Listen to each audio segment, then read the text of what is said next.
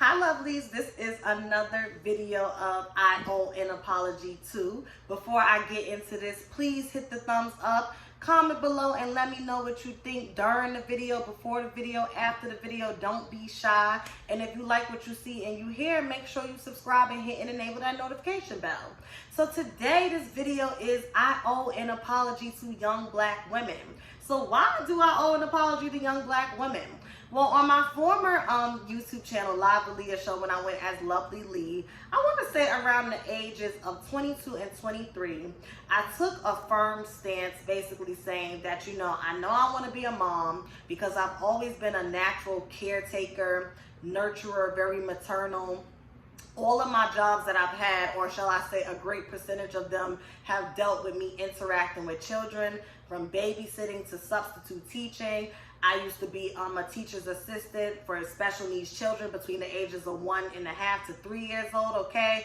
A nanny, all of those types of jobs, okay? And even now, I'm starting NYU in the fall for my master's program, studying social work, and I'm going to be concentrating in mental health of adolescents and young adults. So that's something near and dear to me. That's the inner Yemaya, Yemoja energy. Shout out to the Odishas. And I always knew I wanted to be a mom. But when it came to marriage, I kind of just felt like it don't really make no sense to get married. What's the point? Like, what's the point of getting married? You know what I mean? Because I was just very jaded by my personal experience of growing up in a two-parent household. My parents were married and they resented each other. They hated each other. And, it's just subconsciously programmed me from a lot of the negative and traumatic and volatile experiences that I've seen secondhand and sometimes firsthand experience, where I was like, okay, I don't want this for myself. And then when I looked at the marriages in my family, I just was like, what is the point of this? Like, what is the point? And I'll never forget, I went out for a cousin of mine. It was her birthday and they was talking about it. And one of my cousins and another one said marriage is like a bunch of bullshit. It's more beneficial for the man, whatever the case may be. So I had just solidified it around like the age of 21, 22. I was just like, fuck it. I ain't doing it. I know I want to be a mom. I know that, but I don't know how I feel about being a wife, okay? So I remember during that time when I was taking this stance, I wasn't like trying to convince people, because I've always kind of been of the school of thought, like, do what works for you. But I more so was trying to convince young women who thought like me not to feel bad or not to feel pressure to change their mind. And I remember the more mature black women, the older black women, the more wiser black women coming into my comments and, criticizing what I was saying. And one, I don't know who it was, but somebody said in particular, y'all sit up here and listen to this girl if y'all want to. She's 21 and 22. I bet you she's going to wake up one day and, if she does decide to have a child and not get married, she's either going to regret it, or it'll be a situation where before she goes into motherhood, she's going to change her mind. Like, life is going to teach her. And that woman was absolutely right. She was absolutely right. Going to therapy and really working on myself and really going on my spiritual journey, because I've been in therapy off and on since 14, but really going on my spiritual journey and healing my divine feminine and healing my divine masculine, I came to realize that a lot of my perspectives as it pertains to motherhood and marriage was a direct byproduct of my trauma that I had from growing up in a very toxic household. Okay, even down to me saying, for the longest, up until maybe a year ago, I used to say stuff like, I only want to have one kid. I want to have a girl. I just want to have one kid.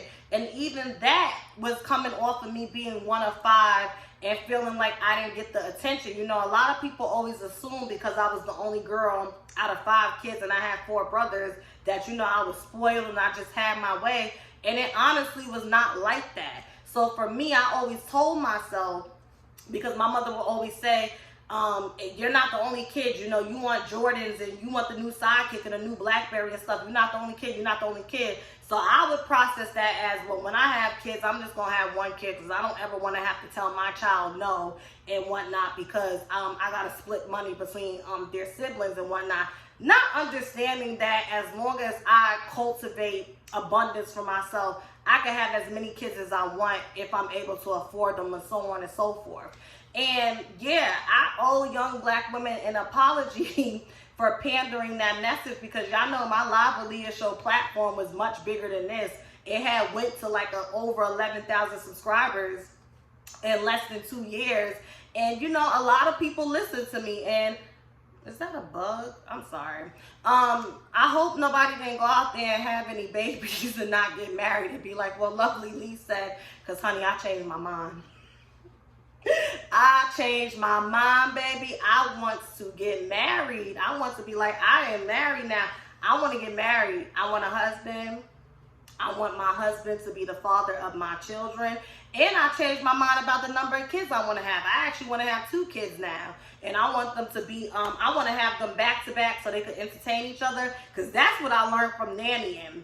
When you have kids, more than one child, first of all, they could entertain each other if God allows it, and they don't have no crazy sibling rivalry. I mean, sibling rivalry is a given, but I'm talking about the crazy shit that you see on like Snap, like the ID channel. But yeah, I just learned that like when you have them in close age, they grow up to be best friends. That bond is just really beautiful to watch. And you know, I love children, but I ain't like for really playing with them for long periods of time. I'm just not. That's never been my flow. I can nurture them and instill wisdom on them and be a safe space. And you know, I watch The Lion King and The Grinch and all that other childish shit. But to just be sitting around playing with you, you go around there with your siblings. Mommy gotta work. Mommy needs a break. Mommy and daddy about to go in the room and fuck. Put a movie on for y'all or something. Like, listen, I'm just keeping it real.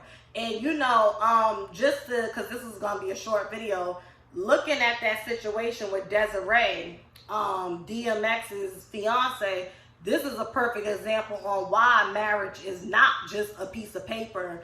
And it's very important, because she done went down to the courthouse in New York trying to file for common law marriage, and they straight dubbed her ass. And now you about to be fighting with his 10 other kids and the other mothers of his children, and the man ain't got much money. Now I know they said on his future sales of his music, child, listen. Now, you know what? Listen, I apologize. That's the point. I apologize. My thoughts has evolved on marriage and whatnot. I definitely want to get married, and I definitely feel like, especially for black women, because the marriage rates for black women are so catastrophic. Please, if you want to have kids, please prioritize marriage, okay? If you want to be single and you don't plan to have kids, I'm not saying that that's not a reason to get married, but I definitely feel like if you are planning to be a mom, okay, and you're like, I want to be a mom, but I don't want to get married, go take that to a therapist and work that out. Just work that out. Like, really sit down and ask yourself, why is it that I want to bring a kid in this world, but I don't want to do it with a partner?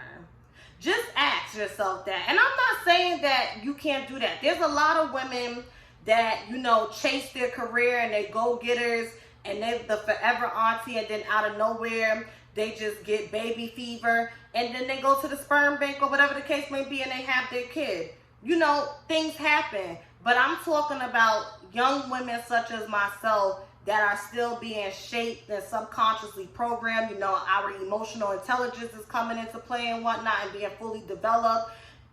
Really ask yourself, why am I prioritizing breeding with somebody but not legally, you know, merging together, you know, to protect myself? Because marriage is a business, and before it became more westernized and shit, and not even westernized, more so romanticized, marriage was always in place to protect the woman and the children, just in case something happened, to the protector and the provider and the head in the household, the head of the household, that being the man. Just speaking on it from a heterosexual point of view.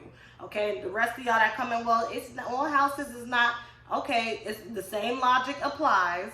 There's always going to be a bread. Well, maybe not. You know, that's interesting.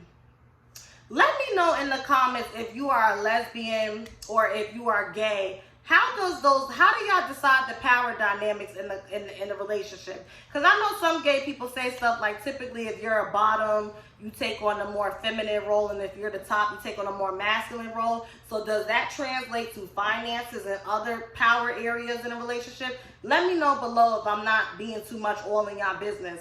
But yeah, this is my I apologize video. Thank you so much for watching. Make sure you subscribe, hit that thumbs up, and let me know what you think. Bye.